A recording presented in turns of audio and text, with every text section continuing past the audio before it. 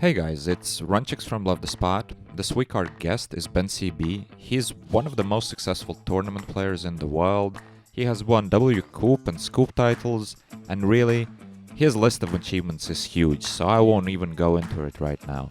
This conversation was fascinating. We've discussed several hugely important topics and give a lot of tips on how to improve in poker. As always, we have the timestamps in the description, so you can just jump around and find the topics you're the most interested in. And I really hope you guys enjoyed this episode as much as I did. I had a blast. I really enjoyed talking to Ben. His no bullshit, straightforward approach is so great. And there's a lot to learn from him, so make sure to check out his company and the YouTube channel. We've got the links to all that in the description. And now, enjoy! And we're live. All right. Hey guys, I'm happy to be here. We have a wonderful guest today, and as you saw, we have this new starting now thing and the countdown and everything. It's the first time I'm doing this. Something that I sort of learned it from Jay Nandes when I was on his show last week, and I thought, oh, that's a great idea, and obviously now we have Ben as a guest, and I wanted, to already have an audience when I'm introducing him because, well, it's Bencb. I'm sure most of you know who he is. He's achieved great success in tournament poker, and he's currently one of the most recognized coaches out there for No Limit Hold'em tournaments. So super pumped to have you here, man. I'm very grateful about the invitation. Looking forward to talk about stuff that we both enjoy talking about, poker mindset business. And I really like what you guys are doing. So let's have a good time. Yeah, sounds great. All right, so well, shall we start? Well, maybe, you know what, because you have so many things that are going on right now, as I can see from outside. What are you the most passionate about nowadays? I would say the most passionate I'm about in these days is the things that you have no clue about what's going to happen. So if you start a project and you make your plans and you kind of draw in your head how it might turn out to be, whether it's a project or it's a core, whatever it is. And I'm really excited about the things that you can't expect, the mistakes, the obstacles, because these will provide you new insights, new learnings. You will become better. You make it better next time. It's an unwritten rule that whenever you start something will not turn out the way you expected it to be.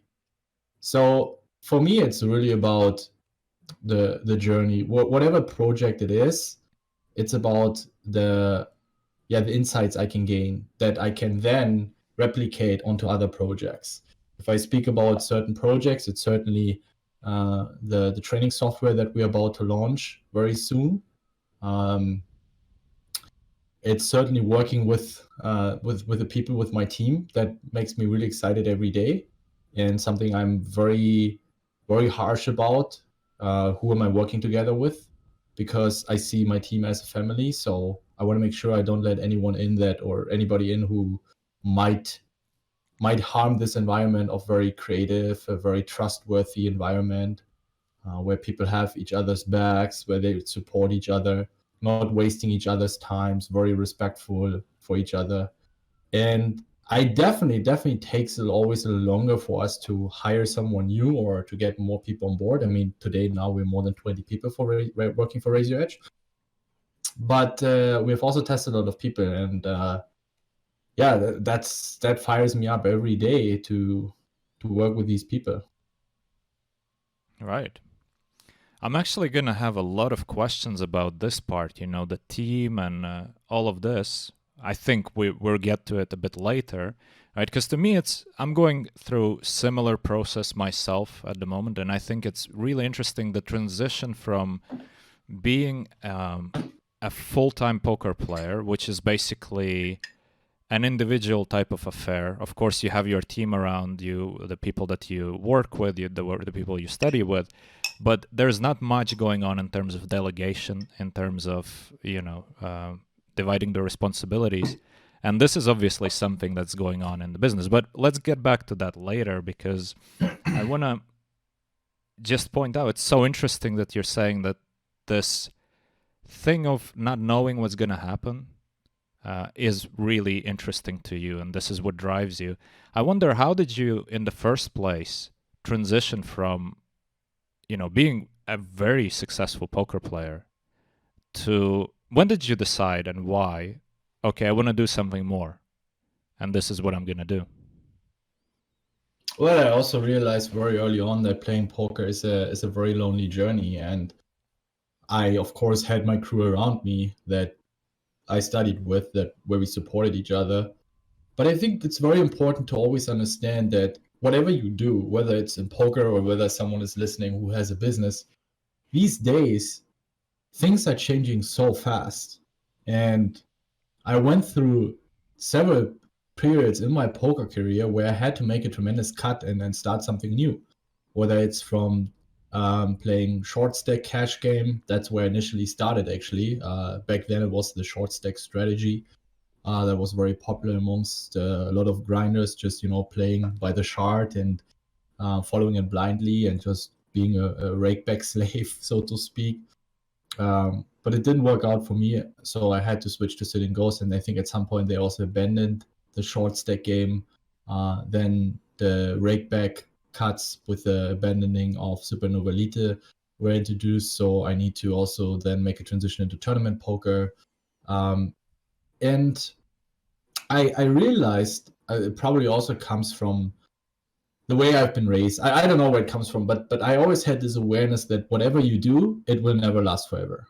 So even if I'm doing something right now and I'm doing very successful in it, or I'm very successful, I'm not leaning back yes, of course, I enjoy the success, but I'm totally aware that this is not going to last forever, that I have to earn the success over and over again, whether it's in this very industry that I'm currently operating in, or it might be in a different industry. So I also realized, hey, I don't want to be 100% dependent on poker being, let's face the truth. Poker is still very, very much considered as gray area in a lot of countries. So it's not unlikely that it get banned and you can't really make a living out of it, especially for online poker. And I don't consider myself as a live poker. I don't see it as an option to, let's say, if online poker gets banned, which the chances are very, very low. Don't get me wrong. I don't consider myself as a live player and transitioning into live poker and then traveling the world. So in order to stay in charge of my own life, I need to make a decision. So in order to not be 100% dependent on poker, I need to acquire business skills. And then combining what I'm good at, which is poker, with building a business that I can then, again, replicate in another industry. So whenever maybe poker gets banned, I can use my infrastructure or my experience that I've gained in the business and start a new business. But let's say if I just rely on, your poker is going to be there forever, it might be. I'm not saying everyone has to do it. It's just the way I work, and I gain certain, you can call it calmness or whatever. I don't rely on the fact that I'm 100% dependent on poker, and I can just move into something else when something happens. And the same, that's why I sometimes play a little bit of PLO. I love to play cash game. So even if I get tournaments banned, I could afford a living from cash games. I have to start low, of course, but it's not that I start from scratch. Same with business. Like poker gets banned, I have my experience with Raise Your Edge, and I probably still need to learn a lot of new stuff for another industry, but I don't start from scratch. So this gives me the confidence that wherever I'm operating in, whatever happens, I will be successful in something else. And this has nothing to do with being arrogant. This is just having the mindset of, hey, no matter where I'm successful at right now, I have to earn the success over and over again and already plan ahead. What might happen if poker gets banned? It's not that I have sleepless nights. Oh, my poker gets banned. It's just a very, very core fundamental mindset of mine to not trying to be too dependent on outside factors. Right. I think it's so interesting that, from what you're doing, it's basically you build up the skill set that you know is going to be useful for you throughout the life, you know. And even if we think about your journey of transitioning from the shorthand cash games to sit and goes to tournaments, you apply the same approach to, like, okay, I'm starting here, it's pretty low, and I'm gonna move up, and I know the strategy how to move up. I know how to learn. I know how to build up my skill, right? And that's a skill in its own. Just basically being able to, you know, figure out where you need to get and how to get there. Yeah, absolutely. And I see it. That's why I'm telling everyone who might not be successful in poker, be very, very conscious about what poker is teaching you, because you'll be able to use these teachings for your life. Usually a poker player that has been there for at least a year and consistently grinding and suffered all the bad beats and variance, you will be automatically less susceptible to bad beats in life. You will have gained a massive edge. And everyone that I know that transitioned from poker into business, not saying that everyone got successful, but it's much easier for them to go through shit. Like everyone reported me, wow, where others gonna give up, I just try once again. I'm just gonna get up one more time. All right, this investment deal didn't work out. Bad luck here, bad luck there. All right, not a big deal. So you will become like a turtle, you know. You just your Kevlar is growing and growing, and any bad beat that you will have in life, it will be much harder for the bad beat to reach your inner core and bring you out of balance, and where you then end up making stupid decisions or tilting. It's just less likely. It might still happen, but that's what I'm trying to also bring across with my message, like, because I know not everyone can be successful in poker, otherwise poker wouldn't be sustainable. But use the teachings that you learned from poker for your life and apply them properly. What a great advice. And of course, you know, because it comes back to, and I often say this, that, you know, if you're going into poker for money alone, then it's probably a super bad idea, because there's easier ways to make money. There's easier ways to do things. But if you're enjoying it, if you enjoy the process, and the process comes with the bad swings, with everything. The whole thing is a whole process. If you enjoy it, it's a great thing. It's one of the most liberating professions there is. But for somebody who just goes in there like, okay, I want to make a living, but doesn't really love it, it's probably not a great idea, especially because we're talking about the acquisition of skills here. A person who's not enjoying the process is not going to learn from this process. He's not going to reflect on, oh, that downswing teaches me this, oh, this experience teaches me this. Or, for example, okay, now I realize how important it is to collaborate with other people, to seek advice, to be open-minded, to have this beginner's mindset in everything that you approach. If you don't learn from these experiences, then if you ever have to go away from poker, you didn't actually gain new skills. You just wasted a lot of time and probably didn't really enjoy your time along the way. That's true. I have to add, though, that it's also commonly distributed among social media, but this is also in other industry, but especially for poker. If you're in for the money, it's not going to work out. This is not really true, or it's just only half of the truth, because we are all in for the money. I mean, come on, of course, because the money provides us with the necessities, or with the tools, or with the freedom in order to keep growing. However, there's the catch. Once you reach the money, it's your goddamn responsibility to then use this newly acquired financial and time freedom to work on yourself, to then invest in yourself, whether it is through mentors, whether it is then using the time to, live a more healthier life, to spend the money on what could be dating coaches or whatever, self-improvement coaches, to basically work on yourself to have a happier life, to go traveling, to learn new cultures, to start meditating on a regular basis. Because the two main reasons why people got into poker is to have more time, to have their own freedom, and to make more money. But once you acquired it, you have to reinvest it. So this is only a milestone. What most people do wrong is they only do it for money, and they only do it for the freedom. So I know a lot of poker players who managed to reach it, to make a lot of money, and to acquire a lot of freedom, but then they stop, and then they wonder why they're not happy. But it's like, it's the same as if you're in school and you graduate.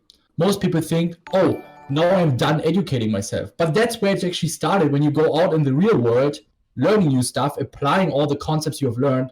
Okay, to be fair, at least in my opinion, we don't learn a lot in school.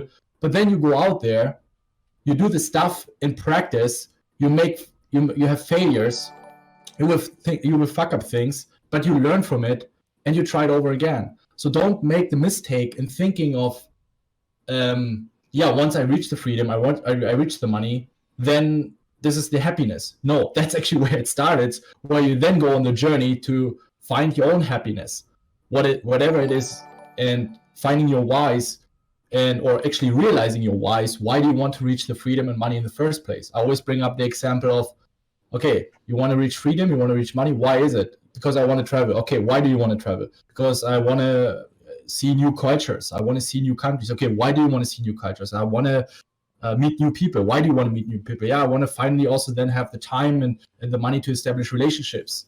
But why do you want to have relationships? Because I want to find the love of my life. Boom, then you have a very meaningful why. But again, once you reach the freedom and reach the money, then you have the responsibility to make the best out of it. It doesn't mean that along the way you can already also start working on that, like being healthy, working out, maybe being more spiritual, meditating, work on your relationships. But I'm trying to say here that money and this freedom of time is very important, because what I also see is a lot of people bullshitting themselves. Like, I'm not in for the money. I'm just purely in for the learning experience.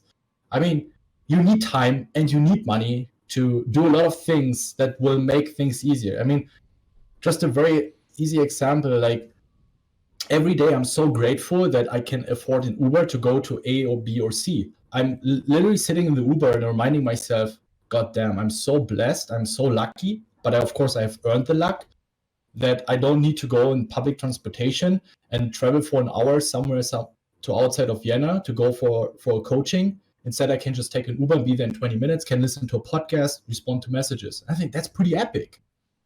And we constantly have to remind ourselves of the things we can afford. If I don't have the money, I wouldn't be able to afford it. So this, again, don't bullshit yourself. It's totally fine to be in for the money and for the freedom of time, but you have to do something with it and go beyond it. Right. So many things I want to address here, because, I mean, first of all, speaking of this why, I don't remember who said it. Well, probably many people said it, but it's usually, it takes 5 questions why to reach the real question, right? So that's a good, I like that. That is really, really good thing that you were saying there. And another thing that I want to address is that, you were saying that we all aspire to get this freedom of time, freedom of even location. So many people think, oh, I'm going to be a poker player, I can travel anywhere, and they still end up sitting in the same room for years, right? The thing is, it's not about just having freedom, is what you do with this freedom. Because if, your free time you use on watching Netflix for every evening, every day, of you spend a couple of years like that, well, guess what? That freedom was all for nothing. Speaking of all this that we talked so far, the freedom, acquiring the skills, etc., I wonder, what was your experience when you went into business, when you transitioned from being just a poker player? Because what happened to me on one perspective was, as soon as I sort of made a decision, okay, I'm doing more than just poker now, I took on way too many projects. I basically started saying yes, because okay, yeah, that sounds good. I'm going to do this and I'm going to get this and I'm going to participate in this. And then eventually you reach a point where you realize, wow, this is way too much. And now I'm in a period where I have to sort of, delegate pretty much everything that I can delegate and try to figure out ways of how to say no to some of the smaller commitments that I've made. Did you have the same experience? And if so, then how did you go about it? Absolutely. I mean, at the beginning, if you get into business, you think, oh, it's going to be so easy, no obstacles. But once you get into business, you will learn so many things can go wrong. And every release date that you scheduled in a very optimistic way is very likely not going to be the release date that you will be realizing. So, as you said, I'm very picky about the projects that I'm taking on. And usually when people reach out to me and I have this idea, like it's gonna be super easy. I will deal with that and I will do ABC and you just need to do that. I immediately know that it's not gonna work out because they don't have the experience yet to understand what it means to whether it is a collaboration, whether it is a new course, whether it is some sort of partnership in any way, or some software or an app or whatever. They don't understand what it actually needs, not only financial resources, but also the human resources in order to realize such a project. And for them, very often it's just do the software. We're going to be working on that. It's going to be epic. And you guys just bring it out. And in a couple of months, we're done. But very likely, no. Because first of all, usually, especially with software and apps and all that kind of stuff, also with the best coders in the world, they will discover bugs and errors they haven't planned for. And then you have to fix them. And then you get the first feedback on the users because, yes, it's maybe shit that you like, but the customer has a different opinion. And maybe he doesn't like the design that you initially thought would be the design you're going to use for the app. So you have to redesign. Maybe you have to change the interface. Then you might have some regulation issues. You might have some payment implementation issues. You might have someone might be leaving the team, some private issues. He's going to be gone for it. All these things already happened to me so many times. So I'm always trying to consider that something will go wrong. And if not, great, then we can release earlier. And it takes much more resources and time than you actually think. So for me, I don't want to, let's say, if I sense that there's someone that understands what it needs in order to realize a project, like from the idea to execution, that he understands the process, then I'm much more willing to also take the project on. But on the other side, the project has to bring me more value and more value to the team than all the other projects. So even though in the eyes of the guy that is approaching us, an investor or a potential partner, whatever, it has to be better than all the other projects. In his eyes, it might be a profitable project or great idea, and I agree on that, but all the other ones we have are better. Because if I take on a new project, I have to abandon or spend less time and energy on another project. And that's where often I also get some messages, but Ben, I don't understand, it's an epic project.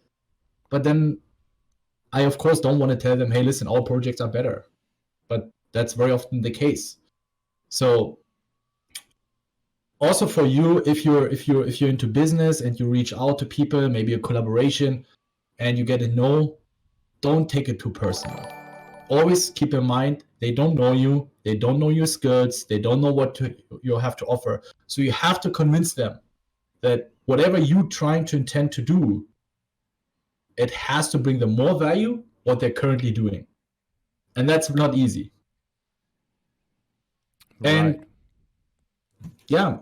that's very important when you do business or you get into business. It's a matter of values, or what kind of value you can give or get. Yeah, and also I feel like it's a bit of a matter of capacity as well, because you just have that much capacity to begin with, and sometimes we're overstretched. And I know that some people approach me on a Something interesting, something that I truly believe is like, yeah, that's a great idea. But then I see that, well, there's no way I'm going to be able to put any of my time in that in the next 3 to 6 months. So I try to help with like suggesting other people who might be, capable of doing the thing. And also like, Yeah. because for myself, especially in the beginning, I struggled with, all the commitments that you make. It's not very easy to start thinking in terms of like, okay, this I can delegate there, this I can make somebody else do, this I will not do at all. That mindset, this is one of the skills that I am acquiring still, which is new to me, because in poker, obviously, you don't have to do these things. You don't have to like, you're not going to say, okay, now you click the buttons for me, you resize my windows for me. That's not going to happen. And now Yeah. I'm sort of in a position where I have to think about, okay, who else can do it? How do you go about it? What was your experience starting out? Did you also struggle a bit with this? Like, did you ever catch yourself thinking, okay, why am I doing this? Somebody else can do this. For poker, it was more about trying to have a team and then using the synergy effects between each member of the team. So for me back then, it was that I had a lot of cash game friends that I grew up with in poker. So of course, I didn't have anyone clicking the buttons for me. But when I had a question about post flop, I'd be able to reach out to someone and he could help me, because in sit and go poker, you don't need to be a post flop wizard. And on the other side, though, I could help them a little bit more if they play tournaments with ICM stuff or with short stick game. Like they played cash game, and back then when they play big stack and they faced a lot of short stacks, I could help them. Okay, what would be the proper strategy? And then, of course, on a mental level, just mentally supporting each other. So this is not very much different to a team game where you need to have coaches and mentors that help you and provide you with input, corrections, feedback, criticism, and you have to have the same in poker as well. Yeah. And especially like if we think about the analogy of team sports, it's incredible to even think that any team sport, or even any individual sport for that matter as well, wouldn't have, like if we think about a tennis player, right? All you see is one tennis player performing in the match, but they have a big team around them. They have, nutritionists, they have all sorts of coaches around them. And it's just normal. Nobody thinks twice about it. It's just, of course, you're gonna have to do this if you want to be a professional. Whereas in poker, we're only recently coming to this conclusion when people realize that, okay, it's pretty obvious that it's not an individual thing. You have to have people that you can work together with, create some sort of synergy. Yeah. How do you feel about, because when you basically went into coaching people, right, and then building your business with helping so many people achieve their goals, how do you see it? Like, what's in it for you personally? Apart from obvious that, the thing that you were already talking about, and I think it's a great thing, building the new skills, acquiring the new capacities. But apart from that, like what's in it for you? It's not necessarily, yeah, of course. So I really enjoy helping people. I think that pretty much brings it to the point. And I have also realized that I don't mind making myself very, very vulnerable in what I'm saying, because I try to give very practical advice. So, for example, if there's a spot where usually a lot of coaches would say, all right, here in this spot, sometimes you can be loser. I'm trying to avoid that. I'm trying to say, okay, against this specific opponent, try to raise 10% less. Try to avoid raising these hands. Maintain these kind of frequencies. I make myself way more attackable, because it's very easy to hide behind saying, yeah, you can be looser, you can be tighter. That's very often true. And I know that also with the advice that I give, especially my private coachings, that if I hear someone is bullshitting himself, that I'm going to speak it out. I'm not, in my coachings, I'm not there to play bullshit bingo and just give someone the feedback they want to hear. Because I know a lot of students just would like to take some coaching to get some attention, to just get some confidence. Of course, I give you the confidence, but I also give you straight up feedback, whether it's on a strategical aspect of the game or it's the mental part of the game, where I think you're just trying to tell your story. Very often, what we like to do as poker players, and I have realized it quite early on, is let's say we play a hand and we post it somewhere. We come up with all the fantasy reasons in order to justify our process, or we justify our game or our decision, right? Or you could have all these bluffs, like you could have this bluff, and this bluff. And not pointing out all the value hands you can have. So you can already see the pattern in this thought process, how someone just tries to defend his play. He kind of wants to get feedback, but he already wants to point into direction, like manipulate everyone that is reading it, that, yeah, actually, you're right. What a great play. And then once you tell them, listen, dude, that's bullshit. You're bullshitting yourself. That's why I always encourage people, share your thought process, and you should never take it personal. I never say, hey, you're bullshit. I'm saying your process, your decision in this situation was bullshit. And if you're able to not take it personal, I'm not attacking you as a person, then you will start learning so much more. You will start identifying leaks in your thought process that hinder you from making proper decisions. And if you're not able to have a proper thought process when posting a hand or reviewing, how will you ever be able to execute a proper thought process when playing, when you're under pressure and you have only 10 seconds? Right? So that's why I always connect the dots, see everything from both sides, the value and the bluff part. And in my coachings, I try to be as honest as possible. I, of course, had students who weren't necessarily happy about it, but then at some point they actually said, Ben, I'm glad that you're finally someone that addressed my leaks and addressed my flaws. We're not there to make friendships. I have the feeling sometimes people that reach out, they just want to become friends. But I don't have the time to make new friends right now. I'm very happy with my circle of friends. I'm not saying I'm not open for new friends, but not through coachings. If it happens, I certainly have students that turned out to be friends of mine today. Happens. But this is not my agenda. I'm not doing this, hey, I want to make new friends. I'm there. You spent a lot of money.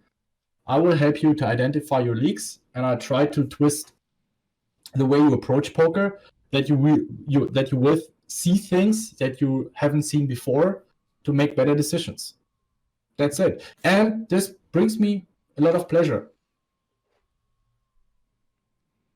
Wow, this is so interesting, because especially like the thing about your no bullshit approach, which I totally love, and I feel like I'm the same way with my students and in general with my interactions with people. The biggest lesson you teach some of these people is a lesson that they gonna use for life. You know, it's the lesson of being open-minded, being not coming into a conversation just to confirm your ideas, because if you only want to confirm your ideas, you don't need anyone. Just vocalize the idea and say, yeah, I'm right. That should be enough. But that's a stupid goal.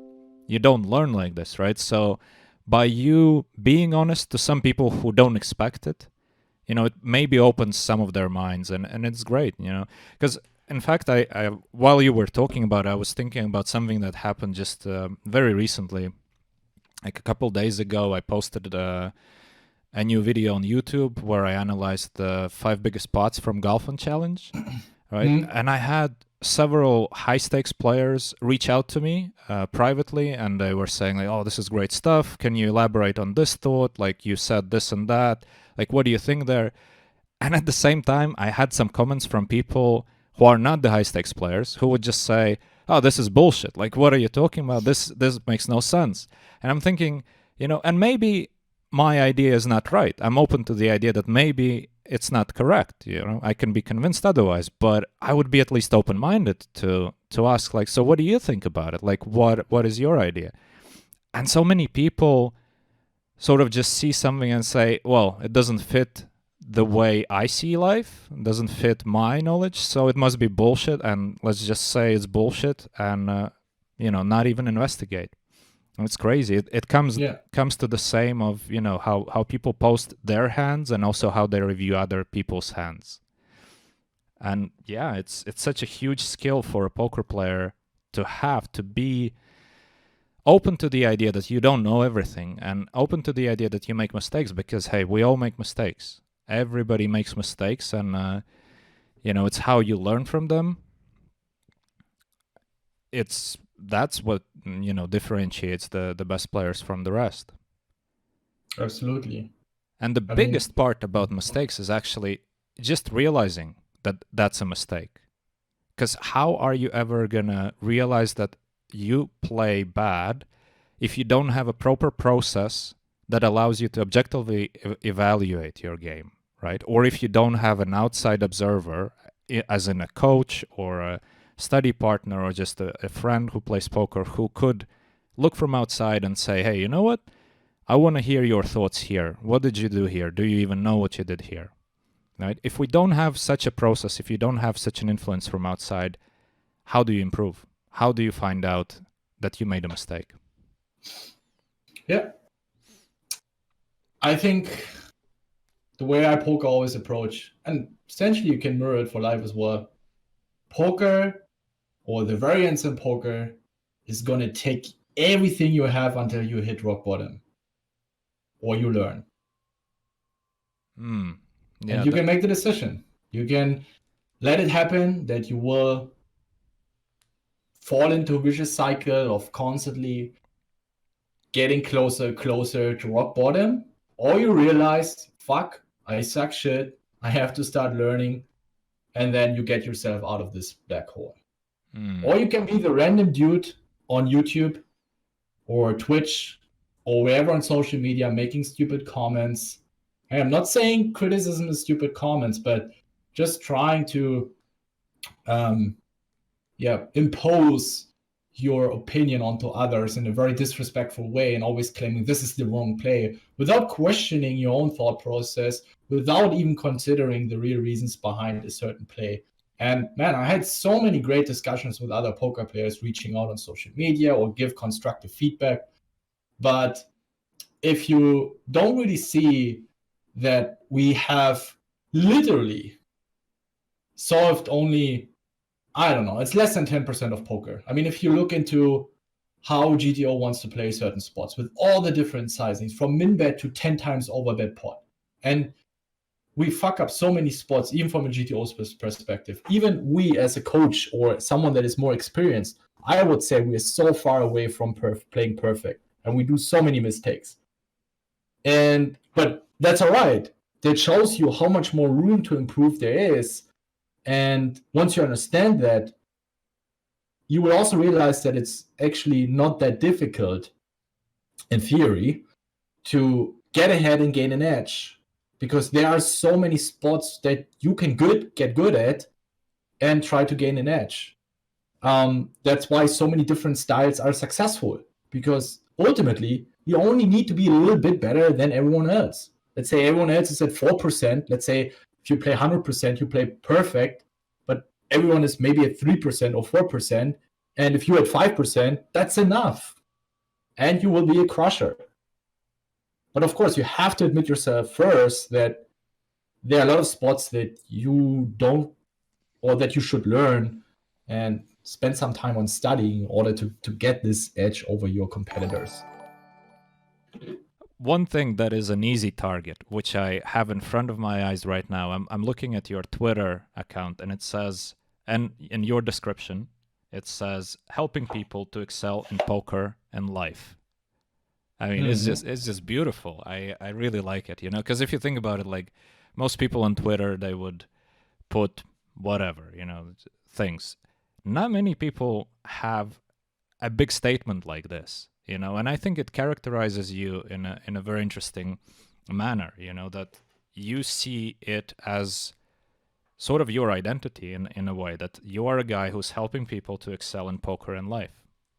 I think it's beautiful. Just wanted to point it out. No big reason. Thank you.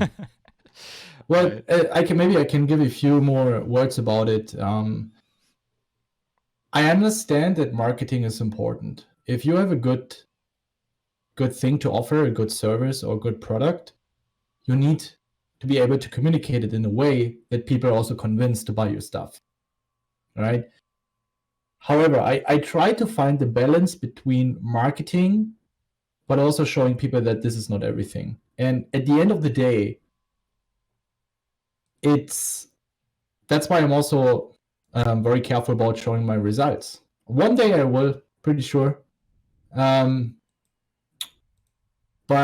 that it's not necessarily important what someone's results are. It's more important to see what this guy's actions are. What's his approach of coaching? What value does he bring to me, even without I haven't spent any money? Can I trust this guy? So I'm not a big fan of wherever you see me putting right there, okay, I have won this, I have made so much money, this. You will see that on a lot of people's description first. But this is not important in order for you to see if someone brings you the value that you can expect for the money that you spend on this guy. From a marketing perspective, it would be for sure better to put in that I won the 100K, I was one of the biggest sit and go winners, I made XYZ amount of money over the past 2 years, whatever. But for me, even though I might make less sales, it's less important. Because to be fair, if there's a guy who discovers Bencb and Raise Your Edge, and then he does his research and he sees, oh, his SHA scope is blocked. Oh my God, let's write a comment. This is a scam artist. This is an idiot. Whatever. Why don't you reveal yourself? Blah blah blah blah blah blah. I don't want these people. I don't want their money. They should go somewhere else. I want quality. I want hardworking, dedicated, positive people joining Raise Your Edge. I'm happy because for me, it's also some sort of filter, because what do we teach in poker? Not being fucking results orientated. So of course, I'm trying to live by these beliefs for myself as well. I'm not trying to constantly promote on Twitter, on social media, our course is the greatest. That's the best course ever. At the end of the day, the students are deciding what is the best course. What we can do is focus on what is in our control, trying to deliver good content, updating it on a regular basis, and then you guys decide what's the best course. That's all we can do. But it's very important to understand that in life, it's not necessarily about the results that someone have. I think if you do your research and if you're really interested, and if you see, hey, this guy is genuine, I like what he's doing, let's check him out and let's do some thorough research, you will see that I have the authority, if this is the right word to say, or the experience that gives me the permission to teach that stuff. That this is stuff that works on the table and offside the table, and that will also help you in life. And that's how I approach it. And always finding a balance between marketing, good marketing, of course. I mean, we also have to pay our employees. We also have to pay our editors. We also have to pay for the content that we're creating. I'm not editing everything by myself, of course.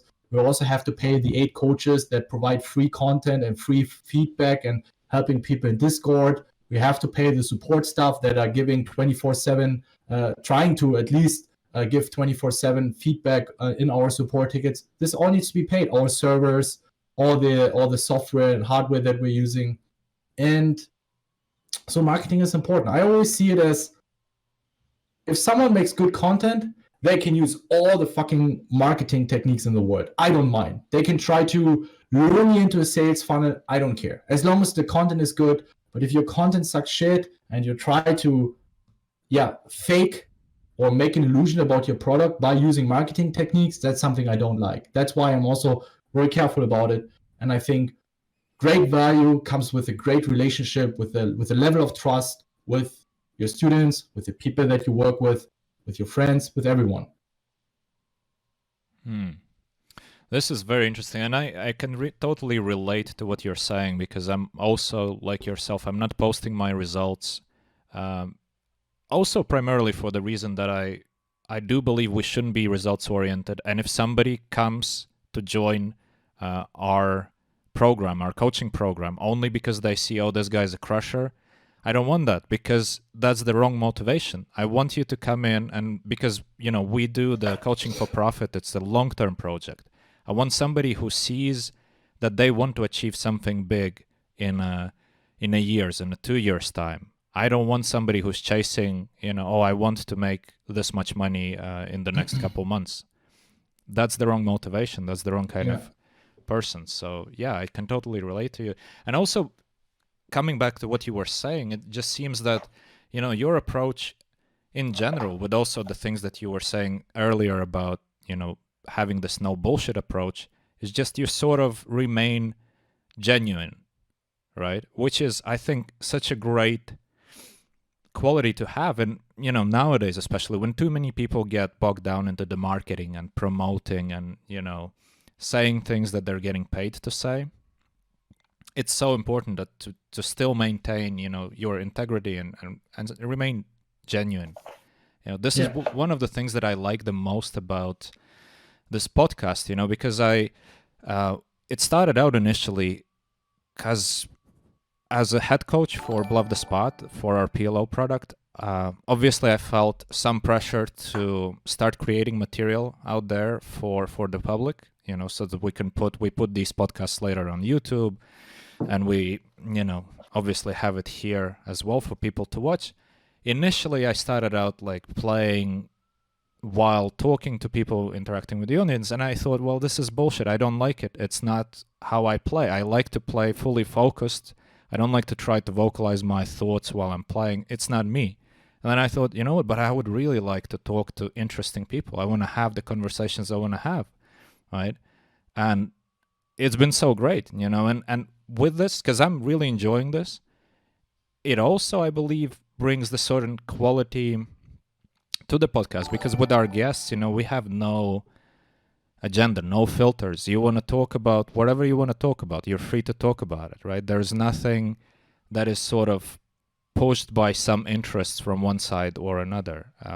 And I think, obviously there's more and more content out there, and it's great to see that people are genuinely discussing openly the ideas that are actually valuable for a lot of listeners to hear, right? Because I think, we both are on the same page in terms of by what we're doing. And actually, let me hear your opinion on this, because a lot of people, well, I say a lot of people, some people, right, who reach out to me, they sort of, let's say, accuse me of, oh, you're giving away too much, and plus you're giving it away for free on YouTube. You're killing your games. You already don't have, much high stakes running on PokerStars right now. It's just bad. It's stupid for business. I want to hear your opinion. Do you get people saying the same thing to you? And I want to hear what you think about it, and then I can come back to it, and I can give my own opinion about what I have to say about this. Well, of course, to a certain degree, it's marketing to show people, hey, that's how we approach poker. This is my way of teaching. So I wanted people also give an opportunity without spending any money to see how I play poker, how I approach the game, whether they might relate or resonate with the way I approach things. Because unfortunately, what I have done in the past very often is if I sign up for a course or I book a mentor or coach to work with, I should have done more research in advance to see if we match. Because just because someone is good doesn't mean that the coaching is good. He might still be a good coach, he might have results, but you just don't resonate with each other. So I'm telling people, always do your research, always check out the guy first and see if there's a good chemistry. Even a good coach, sometimes you don't resonate with him. And that's what I'm trying to accomplish by putting out so much content so people can see how I approach different things. Not only poker, but also, of course, mindset-related things, my life, business, and so on and so forth. And regarding the game, and then, of course, always find the right balance, as I said, between marketing and being genuine. Of course, there's also going to be advertisement that says, yeah, I also made millions, but we don't try to stick it on your face on every single post. We try to have a very good balance between lots of content, lots of value, and then here and there, of course, advertise our products. Luckily, I mean, we also get offered a lot of sponsorship deals and partnerships where we could make a shit ton of money, but this would affect the way of we can create our content, because then you have to kind of be careful about what you say. So I'm very, very happy that currently we can afford not getting into any partnerships. I mean, partnerships in terms of that someone is paying us money for a sponsorship. Let's call it sponsorship. So we can be very objective about what we say. We can screen the market. We can say, this is good, this is bad, you should avoid this, look out for this. And I think people also appreciate that. But you should never forget that I'm not saying sponsorships are bad. I can understand, because I have seen how quickly things can turn around. We had been providing our Eternal Masterclass in Russia, in Russian. We dubbed it. We hired professional translators and we have more than 40 hours. So you can imagine translating 40 hours of content into Russian, then of course providing Russian support and a private Russian Discord channel for all the Russian grinders. So you have to pay all these people to provide the content, and then you have ongoing expenses to pay these people. But at some point, we were just making minus because people were just pirating our content in Russia. So we said, all right, we're going to stop. We're just going to stop operating in Russia. And I understand that to some degree common sense and, with all the downloading of movies, but you destroy business, literally. And if this happens in other languages as well, we don't hesitate abandoning from this market. I feel very sorry for those who, of course, we still the ones who paid money for the course keep their courses, but we stop updating it and we stop selling. So I think what people need to understand, that it's very important to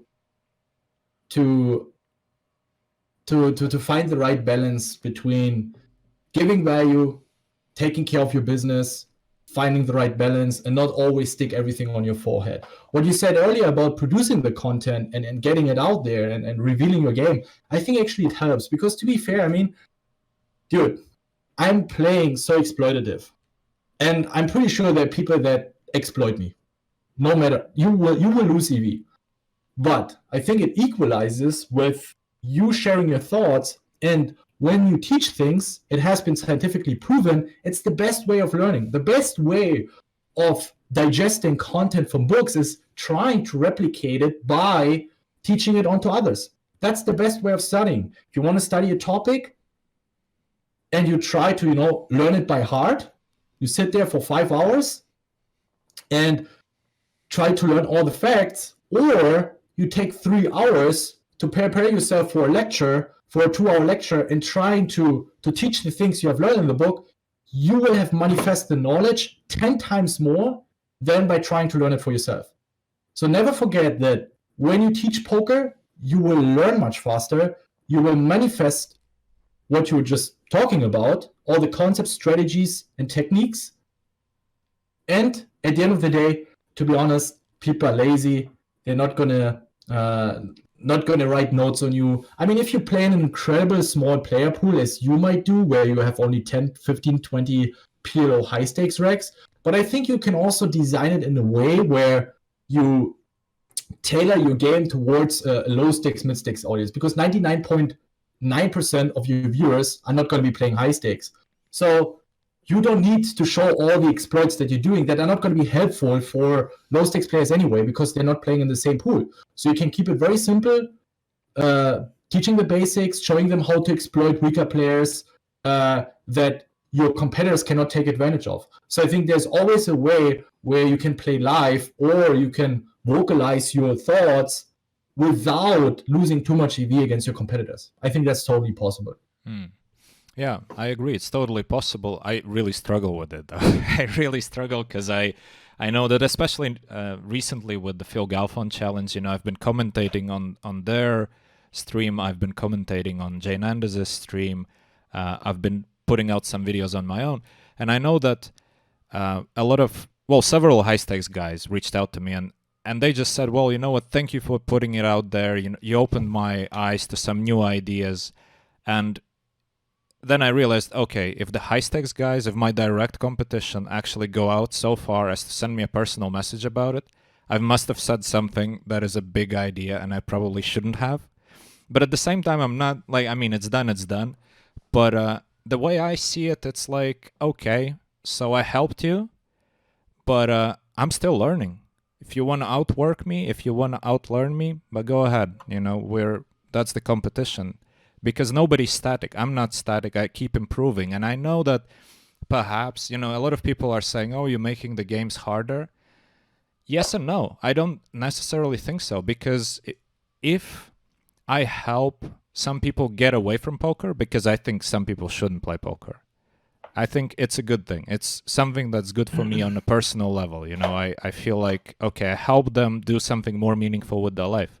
And if I feel that I can help some people who otherwise are just mediocre and don't really go in any direction of, improving, if I help them, well, guess what? I just helped the whole poker industry, the whole poker market, because it grew, and in one sense that I see that people seem to forget that, if you only try to protect your games, it's just such a short-term thinking, because the games are not going to last forever if you don't get new influx of new people coming in. And if the only news that people hear about poker is, oh my God, it's so tough, it's the entry point is so difficult, you can't just get in and become good, that's not great for the poker industry. If we can create a way to show people what it means to be a professional poker player, to help them along the way, to help them get good routines, good understanding of how to build your life around it, how to be a professional, the whole industry benefits. Right? Well, not only the entire industry. If you take it a little bit more from a philosophical approach, philosophical, is that the right way to say? Philosophical? Like if you apply a bit more philosophy, philosophical. Imagine what these regulars are worried about, that you destroy the games because you teach people how to get better. First of all, you still need to want it. Just because you deliver a course doesn't mean you deliver a magic pill. You still need to apply, you still need to execute, and you still need to be very dedicated in order to get the results. So let's assume what they're saying is right, you destroy the industry. It essentially means that everyone you is teaching is becoming so good that there are too little fish and the games are not beatable anymore. It's just, you basically, it's a zero-sum game amongst the regs, and then there are going to be too many regs according to their assumptions, and we're basically just paying rake to the providers, PokerStars, Party Poker, and so on and so forth. But let's take it further. What that means is, if we take meditation, if we take the fitness industry, health industry, with all their courses, everyone, if they would be so dedicated, would be meditating because they see the benefits. Everyone understands the benefits of meditating, yet so little people are doing it. Everyone understands why a healthy diet is important, yet so little people are doing it. Everyone understands the benefits of working out, yet so little do it. Everyone understands the benefits of doing your own business and finding your passion and vision, yet too many people are scared and trapped in their 9-to-5. So why in the world in poker should it be the same? So there are going to be people that take the content, but they simply don't do anything about it. But if this would be the case, damn, we would be in such a happy place. This world would be a completely different place. Everyone would be happy. Everyone would be healthy. Everyone would be fit. Everyone would do the stuff they want in their lives. We are not suppressed by all the big industry, politicians, financial system. We would finally escape the 9-to-5. I would be so happy if I destroy poker. That means that we finally understand human beings have reached a level of execution and dedication that they will also translate into their other lives, and the world will be such a greater place. I give a fuck about poker. I want the world to be a better place. If that means poker dies and we're going to have a better place in the world where everyone is going to be healthier, we have less wars and all that kind of shit, dude, I would take it right away. Isn't that great? Wow. But it unfortunately it's not that way. And if people would truly master a game that is really difficult to master, they would also be able to master their health, their fitness, their meditation, their spiritual approach, becoming more self-aware, finally understanding what's going on in this world. We would be more enlightened, simply healthier, having better relationships, less people that burn out, less people that will suffer obesity, less people that will commit suicide. Only thinking about poker, I think it's a very selfish approach. This is a very selfish approach, to be honest. Again, wow. I would trade it every single time if we, by offering our content, we make the world a better place. I would take it. Oh man, listen, I've been just sitting here smiling the whole time while you're talking this. It's great. This is a highlight clip right here. Amazing advice. And you're totally right. That's exactly the thing. People, there's so much material out there on anything that you want to learn nowadays. Anything. Material is not the problem. Doing the work is the problem. People are lazy. Like you said, people are lazy. It's not about that, there's no information out there. There's information about anything. Anything you can imagine that somebody else did before, there's probably instructions on how to do it. Doesn't mean that it's easy. Doesn't mean that you can just, and I hate these things of, these stupid books or these stupid catchy videos or anything like, the top 7 tips to make you a billionaire. Like, oh, please. Is there really the 7 things? If it's really valuable tips, I don't mind. You can take the clickbaity title if it's really good content and good advice. Oh, absolutely, yeah. But most of the time it is not, yeah. Most of the time, nothing lives up to a statement of, the 5 things that are going to make you a billionaire.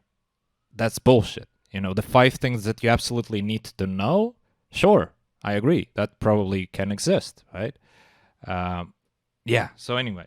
And you know what? Actually, it came back to my mind now, the thing that I thought about from the podcast with Joe Ingram that you did, which I wanted to address. I found it super interesting when you were describing how you were, to the point, annoying to other people when you were studying, when you were trying to reach out to as many people as you could in the forums and otherwise by just trying to get their opinion about your hands, the way you played, just to improve. And do you want to talk a bit more about that? Because I found that story was so interesting. I was just grinding the forum. We had Poker Strategy.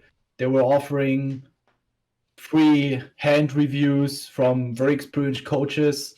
And I thought, well, why not taking it? And I was just posting hands, not trying to spam, but I posted my 2-3 hands and they never complained about it. I think deep inside, they kind of got annoyed by me, but nobody said you can only post 5 or 10 hands a day or whatever. So I tried to post as much as possible. I also tried to give feedback as much as possible to others. And of course, always share what I was thinking in the hand and then see what the coach has to say or others and then learn from it. I literally made myself so naked about the hands that I had no clue about how to approach them. And then I tried to grind my way up and save money for a coach because I understood. Listen, it's not that this was granted to me from early on. I started playing football. I fucked it up because of my ego. I think I had very good talent. I was never very, very hardworking or dedicated. When I was training, though, I was training in a very effective way. I always wanted to win, so I always gave 110%. But it was simply not enough because I was not practicing often enough. So we had 3-4 times training during the week, but others, they trained every day plus, a workout in the morning. So especially when I got turned 16, 17, you could see how I was falling behind.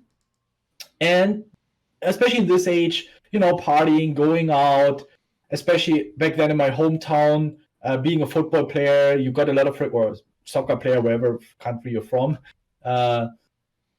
If you're from the US, soccer, if you're from Europe, football, you were recognized as some sort of someone important. So you naturally had a lot of friends, you got invited to a lot of parties. So this was, of course, nutrition for my for my ego. And I lost the attention, I lost the focus for trying to become a professional football player. And then with 19, 20, at this point in time, let's say 17, 18, I got more into eSports as well, started playing Counter-Strike more seriously until like 19, 20, 21. Again, when I played, I wanted to beat everyone. I wanted to be the best. For this little amount of time I was practicing, I was actually pretty good. I was still playing hours a day, but on the weekends I went out partying. I never really went on LAN parties. I wanted to hang out with my real life friends. And there again, I could see I could compete with very good players on a very good level, but it was simply not enough to make this final step to become a pro. Because, my ego said, you don't need a lot of training, you don't need a lot of practice. And then I got into poker and I understood, listen, this time, in order to really make it happen, you have to drop your ego. You might reach 80, 90% again, but in order to reach this 100%, you need this final step of let your ego go, never think you're too good, let others give you feedback. I was very reluctant towards feedback. I always said, what the fuck? What are you trying to tell me? Like, I'm super good, I'm awesome. And I learned from these two mistakes I made in poker, in football, and in eSports. And that's where maybe it was sometimes a little over the top, but constantly striving for feedback. I find it very interesting that, this is very much the same journey that you're having since you're a teenager, basically, of constantly building up your skills. You take skills from one field that you go into and you apply the same skills into another one. And, when you were saying about what downswings should teach to people, how to handle your emotions, how to handle, the downswings that, of course, are going to come in your normal life, right? Yeah. And also, like, this thing about the ego and how you realized from your...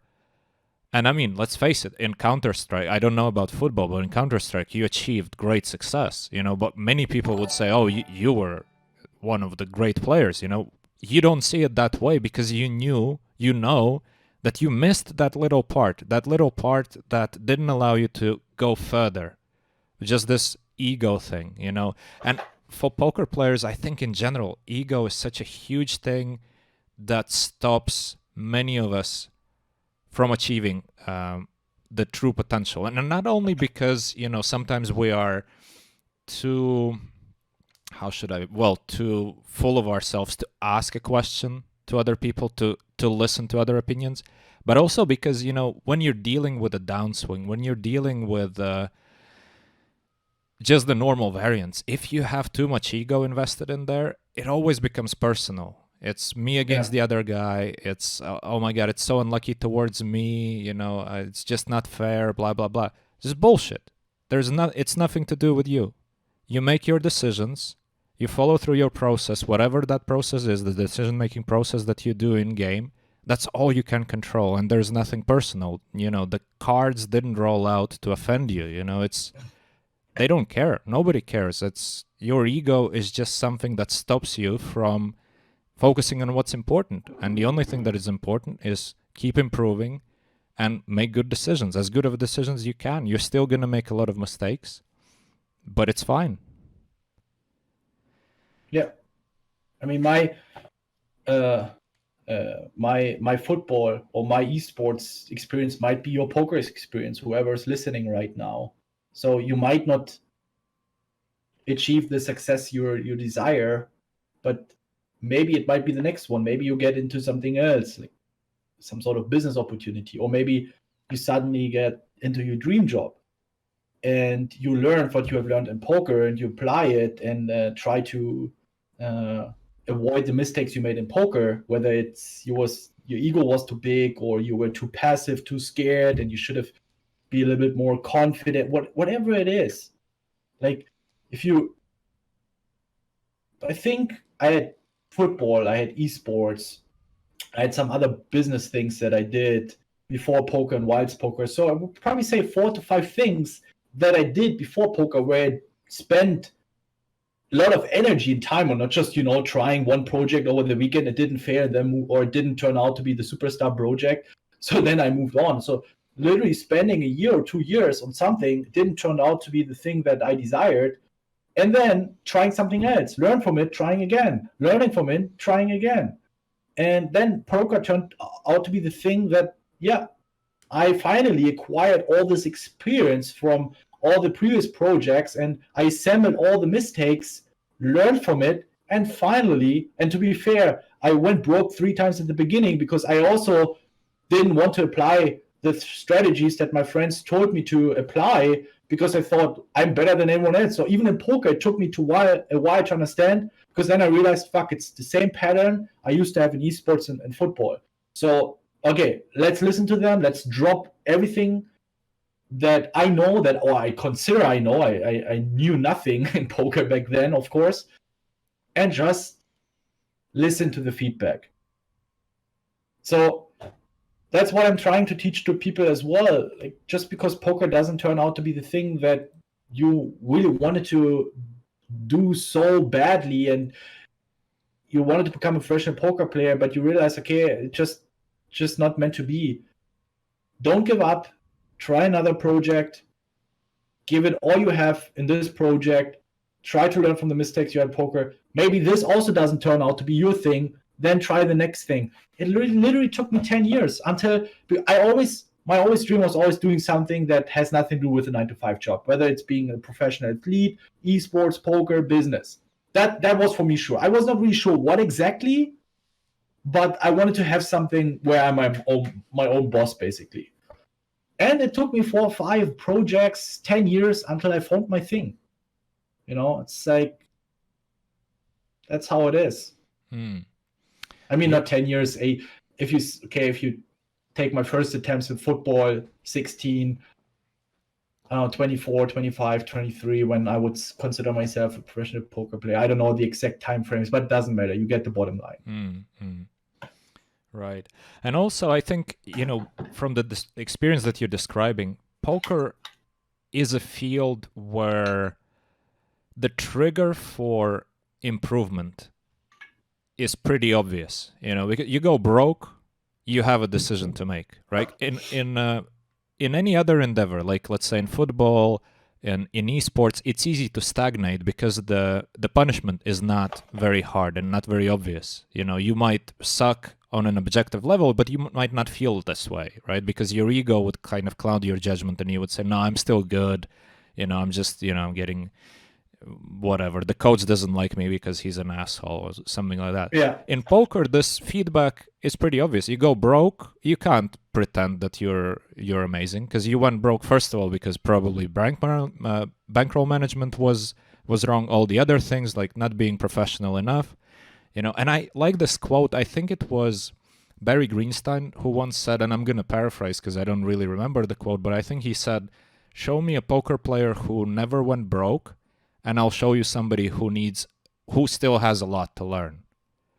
Right? Which is so true. I remember the first time I read it, I was thinking like, well, yeah, interesting. But now I really see how true it really is. Right? Because it's so easy to just get into the sort of routine of believing your own hype of, I'm just doing great, I'm so great, I'm so successful, until you get the reality check, which forces you to step out of your, little dream world and face the reality that, hey, there's still a lot of work to do. You can't stop, right? Because how many people actually achieve something that they set out to do? They had a goal in mind. They say, oh, I want to win a Sunday Million or whatever. They do it, and then what? Do you just stay and celebrate for the year? Or, the very next day you go back to the studies, you go back to your routine. The work doesn't stop. It never stops. Yeah, I know. A very good book that I really like. I'm going to upload a YouTube video, by the way, very soon. My top 5 books for a strong mindset. One of the books, don't want to spoil too much, of course, but it basically teaches this approach of success is not a static. It's not a static thing. It's not you reach it once and then it's over, because you will lose all the success over and over again. Once you reach it and you stop studying, you stop improving, it's never the same level. It goes either up or down. So if you stop, you will lose all the money, you will lose all the skill set, it will fade away. If someone stops going to the gym, he will lose all his muscle weight. The same, if you stop studying, you will lose all your muscles in the brain, or they will start shrinking. You will forget certain techniques and concepts. You will get worse at the poker tables. That's a law. Period.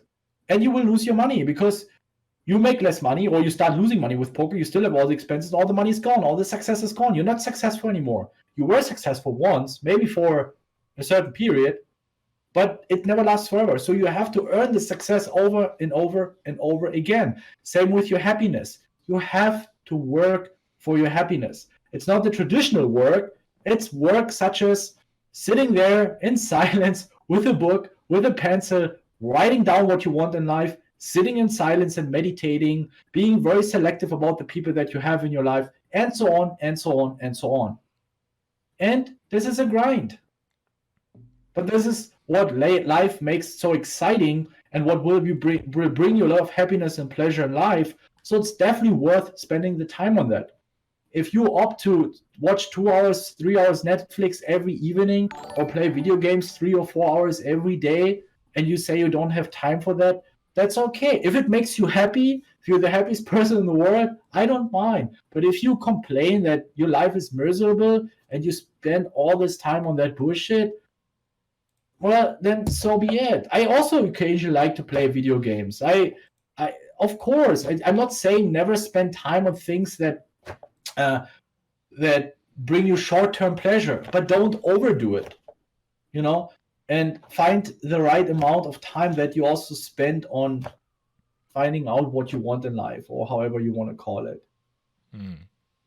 Great advice, and I'm really looking forward to your video of the top 5 books. Was it top 5 books, right? Yeah, that's great, because I'm always fascinated in the subject, of which books that have nothing to do with poker taught you the most about poker.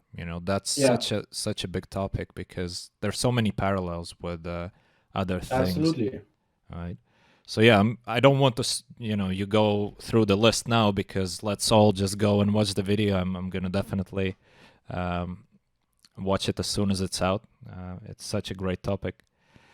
What I want to talk about a bit is I'm quite curious about one thing. So you've achieved visibly great success in so many tournaments, right? The big scores in the biggest ever Poker Stars tournament that was held. You won the SCOOP, you won the WCOOP. The first time you made a big score, how did it feel? Not as good as you would expect it to feel, to be honest. That's where I also realized reaching those monetary goals, it comes with a lot of responsibility and accountability afterwards, what I'm going to do with this money. If I had a purpose with it, I could finally afford something that has a deep meaning for me, then I had much more happiness having the score. But if it was just for me, okay, another score, then you're happy, of course, you're excited for a little bit, but the next day it remains the same. So also here, the money is important to a certain degree.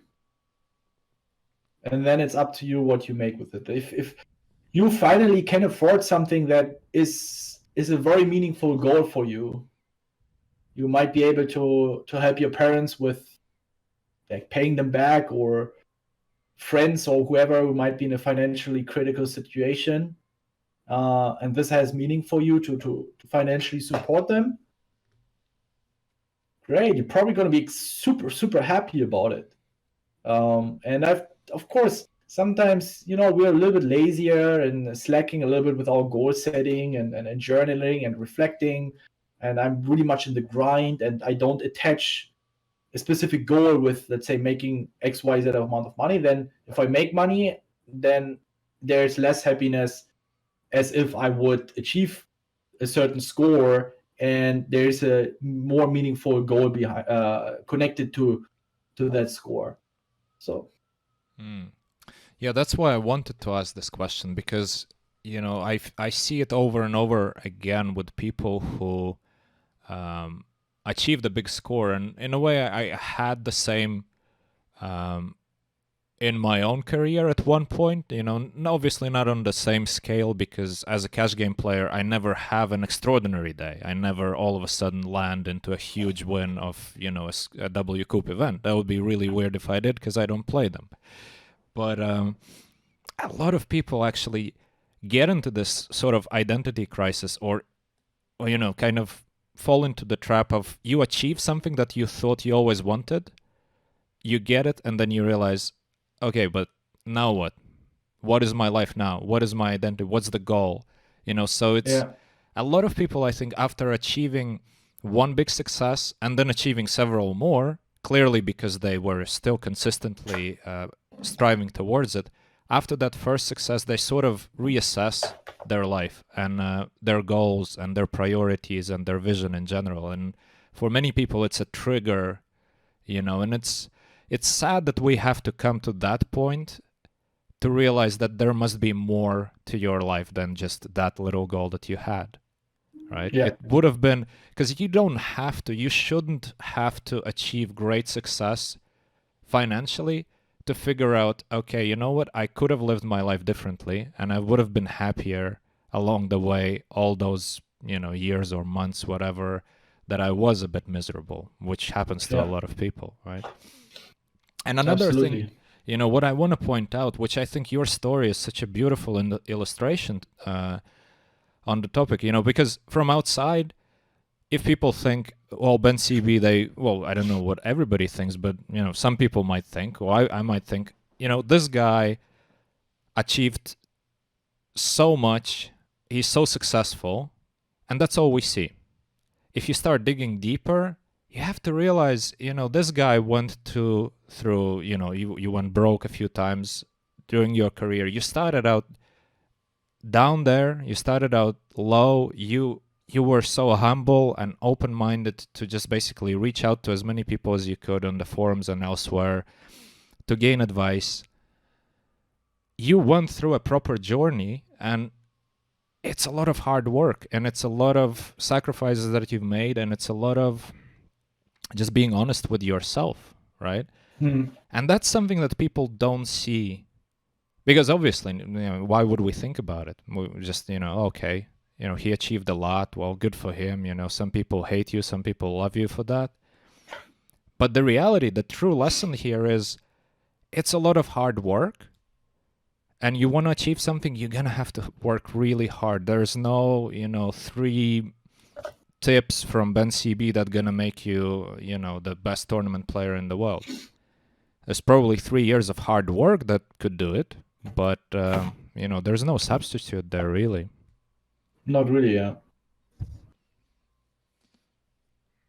Right. Let's address a few things in the chat, because we've been completely neglecting it, and that's not really nice. I mean, let me just maybe illustrate on the part of to sacrifice, because that's a good point. Yeah. You have to distinguish between your personal life, your work life, business, poker, whatever, and of course your relationships and your family. And I would say sacrifice is very, very important on this personal level. So you have to ditch parties to work on, to study your game. You have to sometimes ditch vacations for a year in order to save money, in order to, spend the time on studying. There's something you have to find out for yourself. I think this is important. But don't sacrifice on the level of your relationships with your family. Because these relationships, you don't want them to have suffered. Sometimes it's okay to ditch a birthday if there's something important. But it shouldn't be on a regular basis, like not seeing your friends and family for 6 months. But it's okay to be in your cave for 3-4 months, grinding, hustling, and studying. You can still interact with people, study partners, have a chat with a friend, maybe here and there, have a coffee with a friend, but not constantly going out on parties, every month going on a vacation. Like, these are the sacrifices you have to make. To be frank, I wasn't going on a vacation for 3 years, even though I already had quite a lot of money, I think when I was 23 or 24. When I was traveling, it was for poker purpose. We did a boot camp somewhere, or I went to Las Vegas for playing poker. But a traditional vacation, I haven't had for quite some time. But I still took care. Like, I tried to visit my family, to talk to them, with my friends, see my friends as much as I can. But try to cut out as much of the distraction as possible. Parties, drinking alcohol, going on vacations. It's not that you need that so badly, especially when you're younger. And if there's something that you really want to go after, you can go very short on this level, but don't shorten it too much on the level of your relationships and the family. I think you have to distinguish between these two, because so often people hear me saying, yeah, you have to work hard, you have to sacrifice things, don't spend your time on bullshit. I'm saying not on bullshit, and family and friends are not bullshit. Sometimes we need this place of safety, this place of comfort with our friends and family. We can regain momentum, we can regain confidence, maybe get some support. That's why it's so important to have the right people in your life. Maybe spending time with friends that will tell you, hey, poker sucks shit, it's just a game of luck, don't play it. You shouldn't spend time with these kind of people too much. So always distinguish between I'm not saying grind 24/7 and study 24/7. You will burn out. You're in for the long run. Spend your time wisely and not too much on bullshit. You don't need to horse around on every party every weekend and be wasted and be drunk. You can skip parties for a month. If there is an exciting party that you've been really looking for, that you're really inspired to go there, not because others are dragging you to come to drink, then go there, have a good time.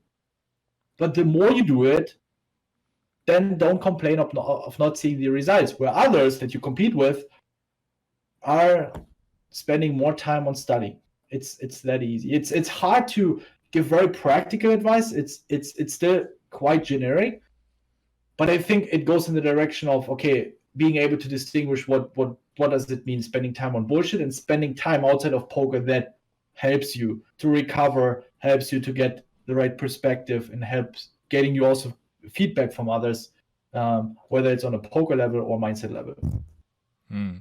This is great advice. Super important. Yeah, the relationships, the family, and again, there's several pillars that we can consider as the main foundation of every individual. And people have different values. Some people value the family above other things. Some people don't.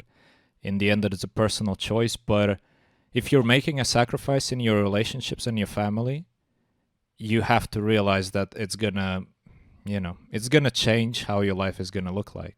Right? Yeah. I recently had a lot of thoughts on the topic because I was seriously considering playing against Phil Galfond in the challenge, and I deliberated on that for about 3 weeks, and we were discussing with him, going through the details and talking, basically trying to finalize the whole thing. And I realized I can't do this. With the 12-hour time difference, etc., the commitment of 50,000 hands and like 2.5, 3 months playing, plus as much time as I could possibly get leading up to that for studies, I have a family, I have a kid. I don't want to sacrifice my life for something like that with a huge commitment that, completely kills my freedom. And a lot of people didn't understand that. And I was like, okay, I see why you don't understand it, but these are my values.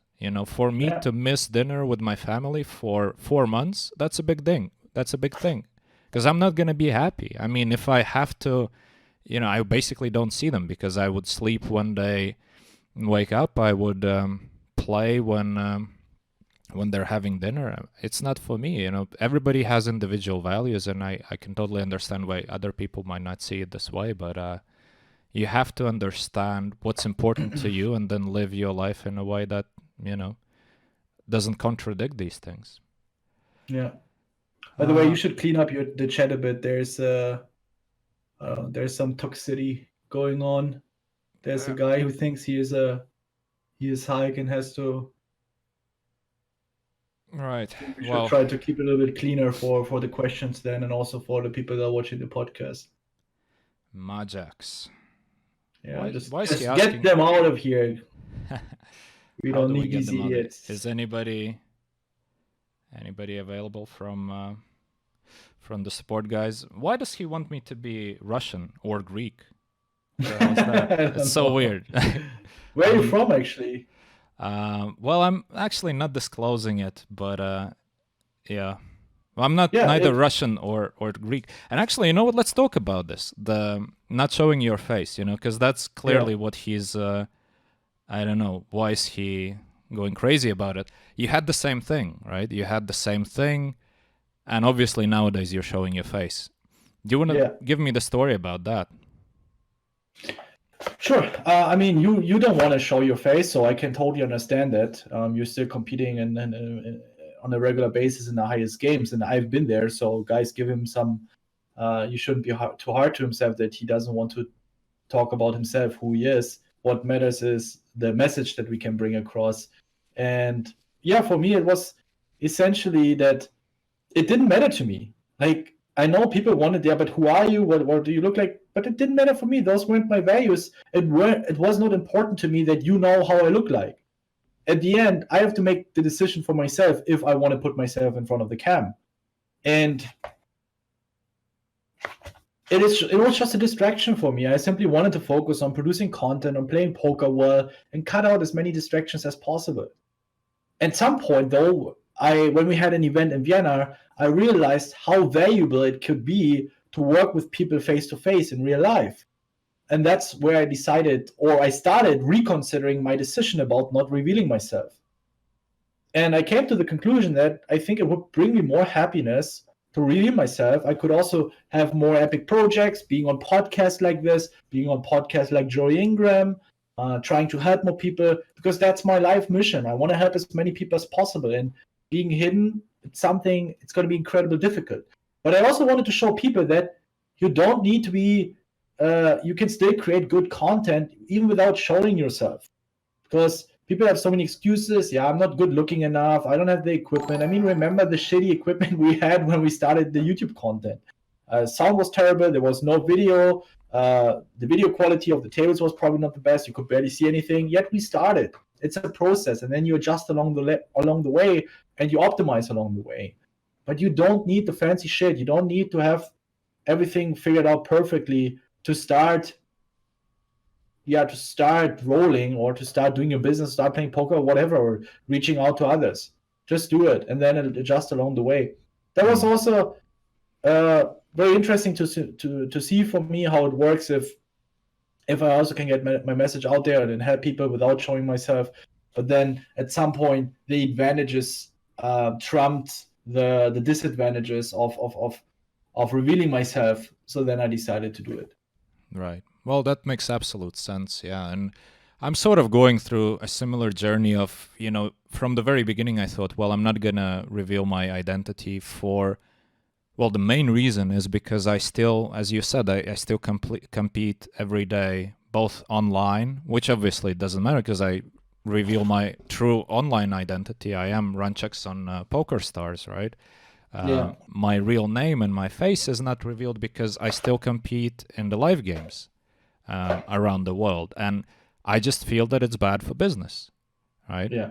And so far, in fact, up to today, nobody ever sort of got too focused on the fact that I'm not revealing myself, because hey, this is a podcast. In the end of the day, people are supposed to listen, not watch. I'm not gonna be dancing here with my microphone, and of course I see the appeal of I see the appeal of sure, if somebody's showing their face, you get more connection to them.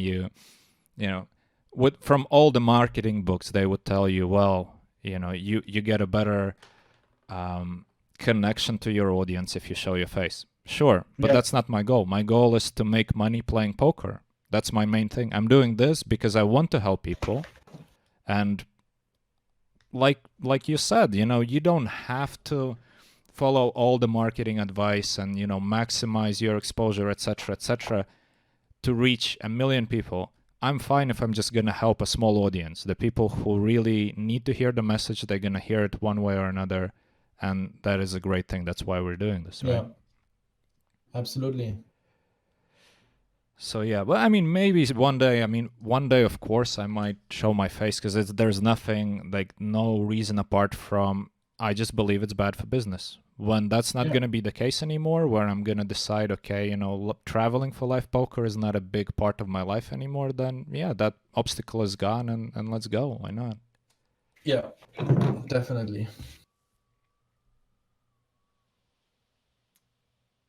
Right. Anyway, so now I know I wanted to address the chat before we got into all these Maybe discussions. you'll go through the chat, maybe pick a question or two. I really have to go to toilet and do a tiny business, all right? I'm going to be back in a minute. All right, that's cool. So anyway, guys, I'm going to just start at the bottom of the chat, because, it's a lot of scrolling to do. I apologize for that, but... So what do we see here? What is your grind and study schedule with family? Well, good question, because it's not easy. Especially like my own schedule nowadays is pretty messed up because, of the other commitments apart from poker, such as, coaching with Bluff the Spot, and I have other business interests that I'm actively involved in. So especially recently, I've been having a lot of thoughts on a sort of how to fix the schedule, how to fix my daily routines. And it basically boiled down to the fact that I had to remind myself that, hey, my identity, I see myself first and foremost, Jesus, I see myself as a poker player. So my day should be around that, and in fact, yesterday was the first day in a long time when I managed to put in a 10-hour session, which was completely unexpected, because we had basically 10 hours of games running on the high stakes in PokerStars, so that was good.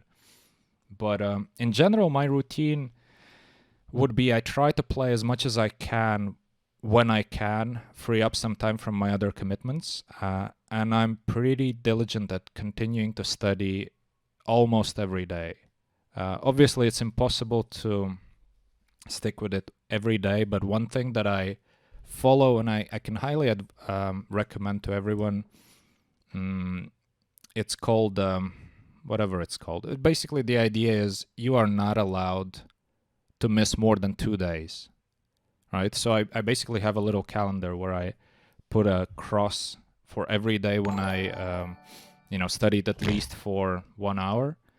And, sometimes I miss a day and I would leave it blank, but I'm not allowed to have more than 2 blanks in a row. So basically when the third day comes after 2 days of missing the studies, I know basically as soon as I wake up, I'm going to have to study because I can't afford to have one more day like that. And that's a cool technique for you guys if you want to try it out. It's very useful. I've been just, talking about some productivity techniques that I've been using for, managing my studies and etc. All right. And by the way, all of you guys who were saying positive things about the podcast and about our message, I really appreciate it. I try not to. Yeah, it's very nice. I try not to sort of address the chat too much. I've been going back and forth with it throughout our podcasts. I feel like, with some guests, and in this case with Ben, there's so much to talk about, and we only have as much time as we have. So I just want to keep going, and try not to interrupt the flow. Yeah. Anyway, what do you use to study? Wow. You know what? We don't have enough time for that because that list is huge. I'm of the opinion that anything, any tool, any advice, anything that you can get yourself into, you should use it. But some techniques, some approaches are more efficient than others. So you have to find for yourself, your own personality, the way your mind works. Find a way to use your time in the most efficient way. Right? Because just because somebody's studying 8 hours a day, if their approach is inefficient, somebody who's studying 30 minutes a day very, very efficiently, they're going to be beating the other guy all the time, right? So be careful with that. What you call studies might not be actual studies, might not be actually all that amazing. Yeah. Do you guys do journaling? Okay, come on. I think for studying, that trumps everything that you have to start with is surround yourself with other players. That's a necessity, because if you study HRC, if you study piracy, you always have to put your opponent on certain ranges. You always have to make your play according to what your opponent is doing.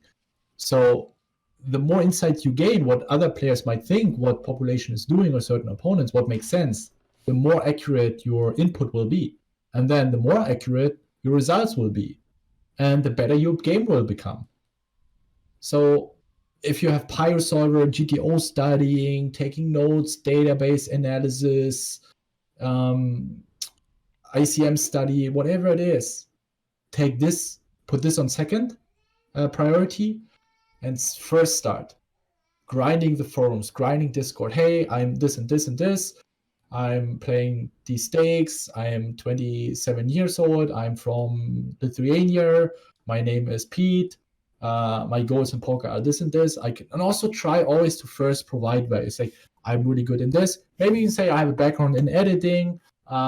Just try to, as if you're selling yourself, if you have something to offer.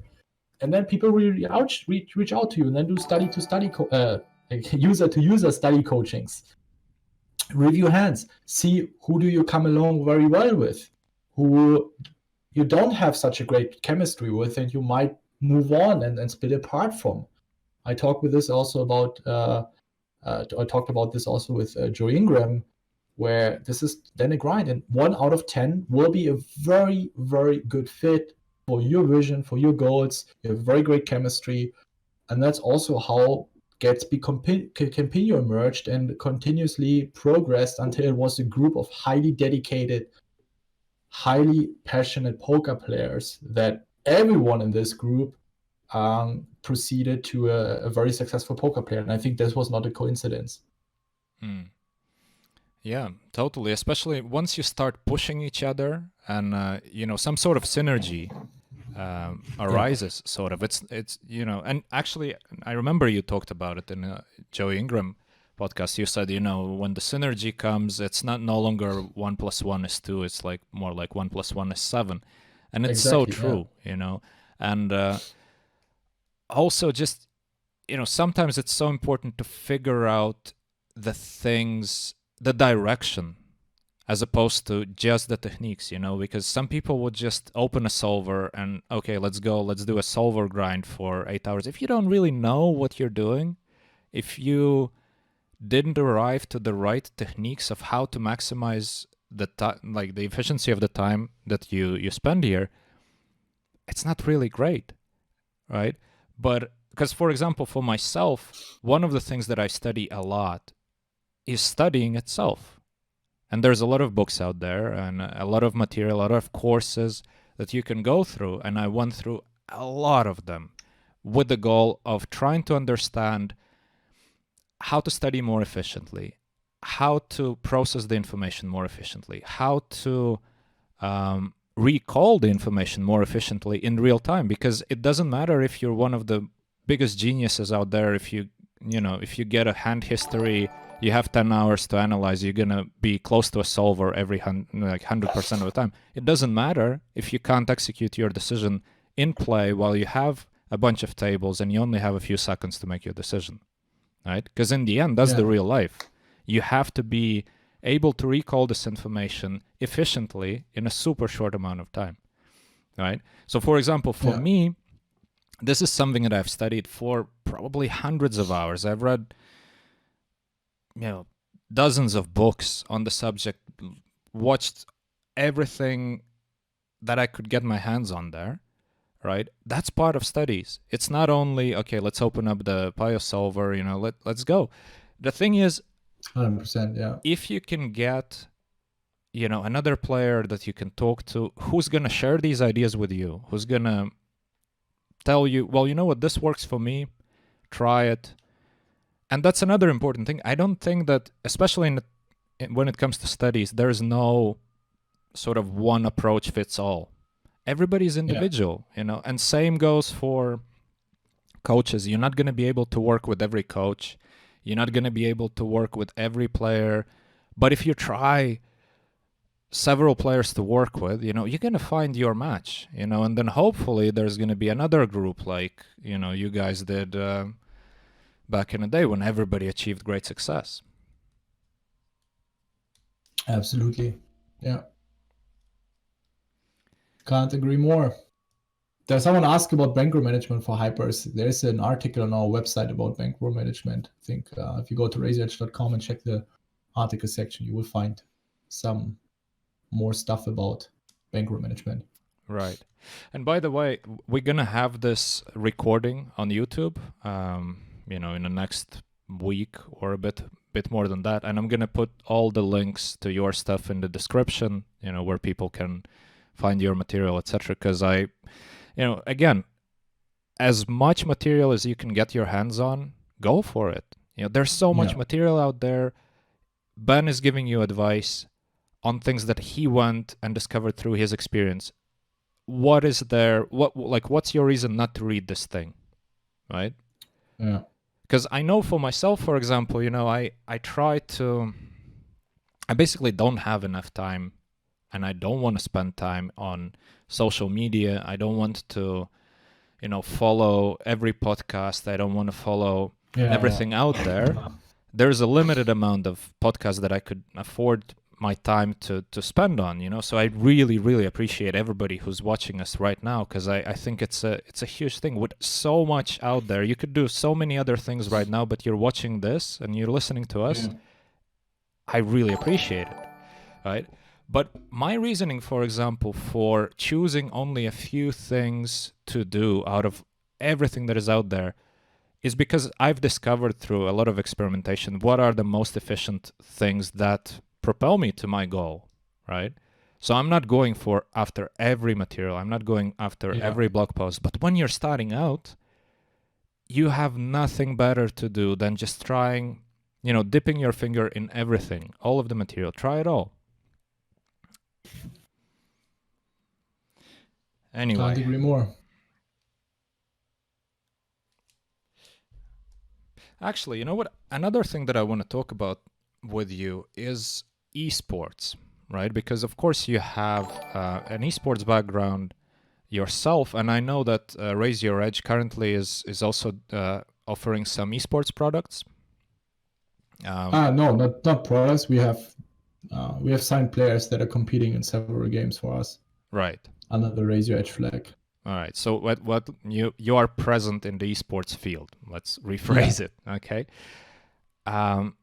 It seems that there are a lot of parallels nowadays with esports and poker, and there's some experimentation in the way some of the Twitter channels are set up. People, not Twitter, I mean Twitch. People streaming their live play, etc., etc. What's your opinion on that? Like, are these two industries going to converge somehow? Is there going to be, lessons we can learn from esports in terms of popularizing the game? What do you think about that? I don't think necessarily it's gonna be that it's gonna be merging into each other in some way, but I think that you will have. This is one of the closest industry to poker, esports, that has very similar traits, very similar characteristics. So I think that, I mean, if you take the, let's say, fitness industry, it's very unlikely that someone who's into fitness might be interested in poker. But esports, it's more likely that a couple of people out of 100 might find interest in poker and switch over to poker. So that's why I got into esports, because I also see some benefits for trying to make poker more popular. That people that see Razor Edge Gaming, they say, "Oh, what's the background? Oh, poker. Oh, interesting. Oh, cool. Let's check it out." And then they go to get hooked up with poker, and I bring new people to poker, which is essential for a sustainable poker economy. And since it's a game, I think esports players like to solve problems, right? In the game, they like to be competitive, and the same as we have in poker.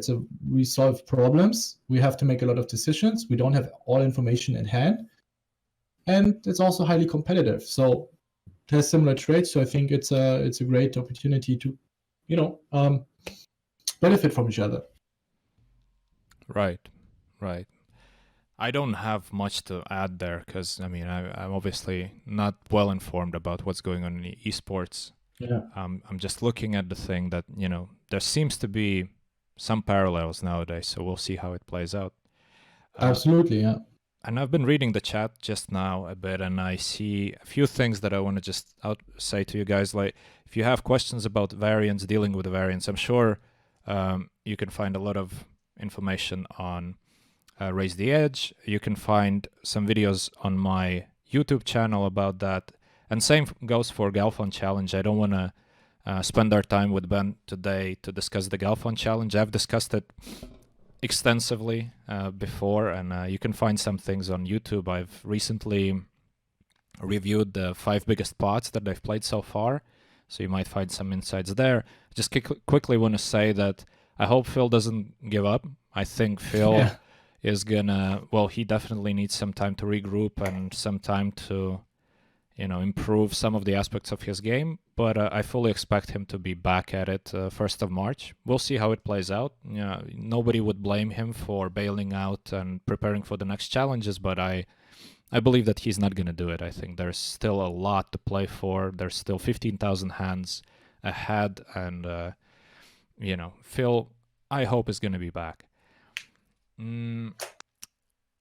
One thing that I want, because we don't have much time left, and by the way, guys, we're going to have Arthur from Love the Spot streaming right after us. He's going to be playing live on stream, so that's quite entertaining. You guys can watch. But one thing I think that is important to address with you, Ben, is working in groups, right? Because obviously you have great experience yourself, and you have great experience of asking questions to people, reaching out to people, and finding the right people to work with. What would be some of the advices that you could give to people who are trying to find a little group to work with? They're trying to find some people to, to share their ideas. Do you have anything from your experience that you kind of learned along the way? Action trumps words. So when I grinded the forums, I didn't need to tell people, hey, I'm very dedicated, because they saw I put in so much effort and work to post hands and give feedback that they knew I am dedicated. So they actually started reaching out to me, hey, you want to study together? So I attracted the people into my circle, into my studies. And the same for you. If you're in a Discord community, if you're in a forum, instead of constantly posting and trying to leech value, hey, I need these people, please reach out to me, let's study together. Don't come across as too needy, and just simply be supportive, be positive, give people feedback. You will see those people, and there are also a lot of people that aren't so active, they're a little bit shy, but they're actually great assets. They have a lot to say and a lot to share, and they will reach out to you, say, hey buddy, and they might even play higher, do you want to study together? And yeah, just be the person that you want to be working with. If you want to work with someone who supports you, is positive, is dedicated and disciplined, and has big goals in poker, you have to be this person or to attract the person. If you're negative, toxic, you're lazy, and you want people doing the jobs for you, you're not gonna, or you doing the work for you, they might do it for several days, but they will figure out that you're lazy as fuck and they're gonna leave you. So always be the person that you want to attract in your lives, and then they will come. It's just a matter of time. Right. And what you said, action trumps words, that is so true. You know, because, well, there's no substitute for that. You have to do the work. If you work alone, you work with other people, it's the work that matters. You can, you know, talk about how you're going to study or how you're going to become better all you want. If you're actually not doing that, you know, it's all for nothing. It's just words. So, yeah. Amazing. And of course, you know, again, there's no one thing fits all. You know, the group of people that I want to work with might be different to the group of people that Ben might want to work with. And it might be very different to a group of people you want to work with. And also, you know, everybody goes through periods in their life as we change individually, you know, and as we grow as professionals, we might need to at some point find another group. You know, it's not like once you start with the group, that's it. You're sticking with it. It's nothing personal. You know, you outgrow relationships. Absolutely, you yeah. outgrow, you know, all sorts of relationships. It can be private or business, etc., etc. It's just natural, and you need to embrace it and move on. You know, and hopefully your group grows with you, and everybody moves in the same direction all of the time. That's the dream case. That's the dream scenario. That's not always the case. 100%. Wow, Ben, you know what? I don't even know what else to add today. I think we've covered so many great topics, so many things that people really need to hear. I mean, even as a refresher, you know, when I'm having these conversations with my guests, very often I feel like I've learned something, or at least I refreshed something that was somewhere there in the back of my mind, but it's so useful. And I so appreciate, you know, some of the advice you gave today and some of the things you pointed out. They are so valuable. And, you know, thanks for doing this. I really like it. Yeah. So Not a all big of the deal. links to your stuff, they're going to be in the description of the YouTube video. Appreciate that. The video here on Twitch is still going to be available for you guys to watch, for the subscribers only, for some time. But like I said, on YouTube, you can catch up later. I'm going to post it probably between like 7 to 10 days from now. And I'm going to inform you on Twitter. What else? Do you have anything you want to add, maybe about some, you know, upcoming things that you have business-wise or otherwise, or do you have like a big message that you want to leave people with today?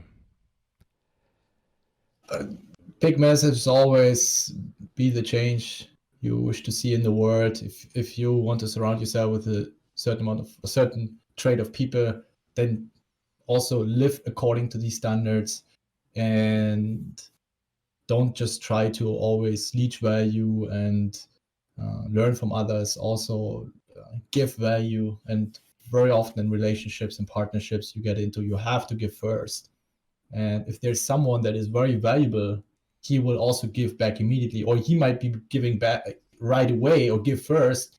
And then it's like, okay, I really appreciate the relationship. And it's like giving, taking. That's where a relationship really grows. And with all my friends, I have the feeling I don't mind just giving a lot, like not materialistic, but giving them advice, helping them, listening or whatever, and not seeing it as a burden or anything. And that makes a great relationship great and very beneficial for your journey. And it's a grind though. You will meet people that take advantage of it. Don't get me wrong. You will see people exploiting you or taking advantage of it, and then you just move on. But the problem is if you're very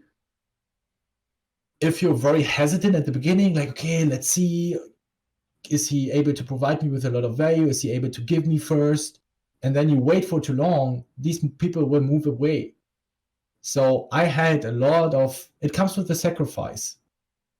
It comes with a sacrifice that you're giving first. You're trusting in these people, not blindly. I mean, not telling you, give them your credit card details and then, I mean, don't be stupid, okay? Don't be stupid.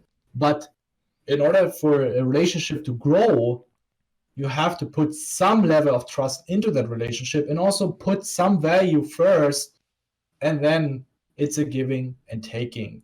But if you're too hesitant, if you're too afraid, no, I don't want to give away anything, I want to see what he has to give, I don't trust him yet, how can a great relationship grow from that? And again, you will have relationships where the other person just takes at the beginning, takes. It's nothing giving back, just exploiting you. It's like a parasite. But then it's your responsibility to see that, to recognize it. Important not to give everything you have. Again, don't be stupid, but then move on, try someone else. Again, parasite, move on. And then ultimately, you will find the people that appreciate it and they will give back 10 times more. I had so many people that took advantage of me, that tried to exploit me, but without me putting in the trust first and giving value first, I would have never met the people in my life that I have today, period. And if you try to be always hesitant and not giving anything, you will never meet the people. So decide what you want. Yes, you will never get exploited, but you will also never find the people that you need in your lives. It comes with a sacrifice. Wow, what a great advice. And there's a book, Give and Take. Is it one of your 5 books that you recommend in the video? No, I have never read this book, to be honest. It's a great book. It talks exactly about what you're talking. Give and Take is the title. I think I had it from a leadership book. Right. I'm not 100% sure. I have read a similar concept in a book, and I think more by coincidence. I was living by this philosophy once I realized how beneficial relationships can be. And he said that, yes, you can be a leader that is very strict and always tells people what to do, but you will also limit their creativity and you will limit the relationship. You will never get exploited if you're very hard and almost like a dictator. But if you give more freedom and you let them evolve themselves and you don't keep them on the short rope, yes, you will become more susceptible towards people that are going to take advantage of it and fuck you over or are lazy and you pay them for nothing. But you will also meet the people that really appreciate that and they will pay back 10 times in value. So it's the same with relationship. It's the same in leadership with people that you work with. You decide, do you want to be the dictator? Do you want to be the one that gives freedom, gives value, provides a great environment to grow?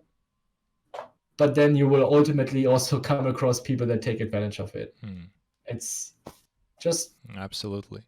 And I can highly recommend anybody interested to read the book Give and Take, which is not the book that Ben has read, but I read it. I think that's the book that I read these concepts in. And there was another thing related to everything that you just said on the give and take subject. How many people sort of keep a scorecard of, okay, I give you advice, I need an advice back from you. Before you give me something back, I'm not giving you the second advice, or how many times it's like somebody asks you, hey, can you connect me to this friend? Like, let's say it's a business opportunity and they want a connection to an investor. A lot of people would be like, no, I need I need a favor from that investor myself. So I'm not going to send my friend because, he's going to use up my favor, as if there's only one favor to give, right? They don't think in terms of, sure, he can help my friend, he can help his friend, but in the end, if I keep sending good people towards him, giving him good business, he's also going to help me, but I don't need to rely on that. You don't have to, and it's so counter, like so unproductive and so stupid from some people to wait always to get something back. I give you advice, well, you better give me an advice back, otherwise, I'm not giving you more information. That's stupid. That's not how the world works. If you only work like this, you're going to surround yourself with people who work like this, and what kind of relationship is that? It's not going to be one of those where everybody grows exponentially of trying to constantly help each other as much as they can, because everybody's going to withhold something. Everybody's going to always keep a score of, okay, I think I gave too much to him, I still didn't get anything back, etc., etc. So yeah. Anyway. One mistake you should avoid, though, is if you reach out and ask for a favor, don't make the mistake and try to put what you can offer as on the same level as what you expect from someone. So let's take an example. If you reach out to someone and you ask him, let's say I had people who said, "Hey Ben, I can help you editing a clip," and takes like, I don't know, 20, 30 minutes. And then in return, they ask, "Hey, can you help me like do an hour of coaching? I help you editing this clip." So I charge 500 euros and I can probably provide him value that where he can make so much money out of this 1 hour. Whereas I probably need to spend only, if I go on a website, look for an editor, I can get this clip done for like 20, 30 euros. So try to not bullshit the other person. It's not wrong, though, to just go someone, and if you already have an established relationship, and just ask for a favor. You don't always need to offer something in return, especially when it's not the same value, because then the other person feels bullshitted. I would have much more likely to say yes if it's a genuine request and I have the time. Of course, I'm not always giving away free coaching. I was like, you know what? Let's not do an hour, but I help you 20 minutes. I probably can give you some feedback. Tomorrow I will be on the road anyway, so I have some time. Let's do a Skype call. Let me know what you're struggling with. I don't need always someone telling me, okay, I can give you this in return, especially when it's never the same value, right? So also for my friends, if they ask me for an advice, if you ask your mother, your father, or a friend for an advice, are you always offering something in return? No, you don't. And if you have a genuine request, like, hey, listen, I need help with that and that. Could you help me out? I don't have anything in return for you, whatever. That's much better than trying to offer something where you basically think the other person is a fool and he's going to see, well, but like it's not equal or not even close to equal. And then especially in business, when you don't know the person so well, you don't know what is their agenda, it kind of feels as if he thinks you're an idiot. Whereas if you would just say straight up, hey, listen, I don't know what's going on here. I need help. Could you help me out? If I figure it out, I might be able to give it back to you at some point, like whether it's, okay, I can give you advice in that or whatever, but always try to not bullshit the other person when it comes to relationship. Don't try to overvalue your own value, because if the other person sniffs it out, it feels like you try to fuck him over, and this is very toxic for a relationship. Oh yeah, what a great advice. Especially like if we think about... Listen, honesty trumps everything. If this guy would have said, listen, I know it has not the same value, in terms of monetary value maybe, for example, but I could help you editing a clip, let me know. This is a complete different approach. I know he recognizes it. He doesn't try to sell me as something that doesn't have the same value, and I'm totally okay with that. The same if I reach out to someone who can clearly bring more value to the table for a partnership, I'm also speaking out. I say, hey, listen, I see you bring more value to the table. What can I do? Do you mind? And then we move on. And then you can trust me because I recognize that he's bringing more value to the table. When this awkwardness in a relationship occurs, when like one party kind of feels like a little bit exploited and the other person leeching all this value out of this partnership, this is when these things are not being spoken out. And if I'm the person that I clearly see, okay, this person brings more value to the table, I try to speak it out. I say, listen, I try to give it back to you. And very often they say, no, it's no problem. Like, I don't mind doing it. I enjoy giving you the advice about this or whatever. It's advice, it's monetary, it's something materialistic. It doesn't matter. Honesty trumps everything. Don't try to fool the other person. Always see, when it comes to partnerships and collaborations, also with your study partners, try to make a deal that is good for both of you. And then you can have a very flourishing partnership. What a great advice. And also, like, if we just think about, the great stories from mentorship, let's say in business, somebody who is a nobody at that stage, probably just fresh out of university, comes out to one of the most successful business persons out there, and says, hey, I need your advice. I'm going to do whatever it takes. I want to learn from you. Sometimes the answer is going to be yes. Many times the answer is going to be, fuck off, I don't have time for this. And it's totally fine. But you can go and ask for it, and you can search for these interactions. But you have to know that there's nothing that you can realistically offer to the other person which is of the same value. But sometimes this eagerness and, this motivation to learn is enough. Because for somebody who is willing to teach the other guy or disclose some advice and help him along the way, that's already quite a reward. This feeling that you get from seeing, this 1 hour that I spent with this guy actually changed the way he sees things, and he's on the right track right now. That's a great feeling, and you can't buy it. You can't put a value on it. And what you said about, trying to trade one favor for the other, I mean, when it happens, when you reach out to somebody who clearly can give you hugely valuable advice, if you're trying to trade something back, you're sort of putting a price on their thing. Yeah.